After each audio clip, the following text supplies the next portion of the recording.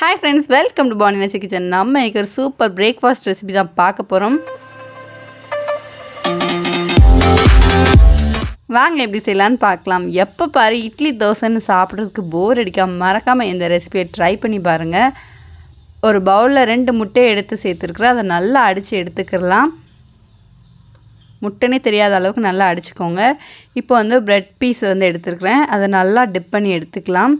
இதில் ஒரு முக்கியமான குறிப்பு என்னென்னா, இப்போ நம்ம எந்த பேனில் செய்கிறோமோ அந்த பேனில் மறக்காமல் பட்டர் பேப்பர் போட்டுக்கோங்க. அப்படி இல்லைன்னா ஆயில் கூட தடவி வச்சுக்கோங்க.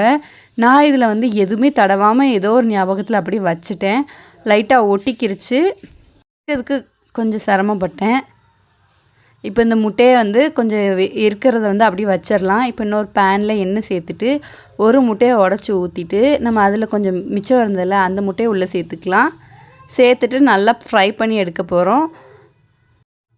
லைட்டாக இதுக்கு சால்ட்டு மட்டும் சேர்த்துருக்குறேன். நல்லா பரட்டி எடுத்துக்கலாம். முட்டை நல்லா வெந்துட்டு இப்போ இதை எடுத்துடலாம். இப்போ நம்ம அப்பளம் ரெடி பண்ணி வச்சுருந்தால அந்த ப்ரெட்டில் குட்டி குட்டியாக கட் பண்ண ஆனியன் சேர்த்துருக்குறேன்.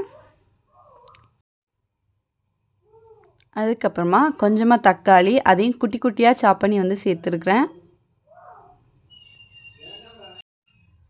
இப்போ பச்சை மிளகாய் சேர்த்துருக்கேன். பச்சை மிளகாய் சேர்க்கும்போது நல்ல அந்த கார சாரமாக இருக்கும். அதுக்காக பச்சை மிளகாய் வச்சுருக்கிறேன்.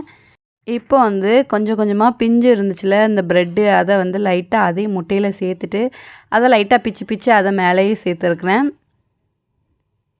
இப்போ நம்ம ஃப்ரை பண்ணி வச்சுருந்தோம்ல முட்டை, அதை சேர்த்துடலாம்.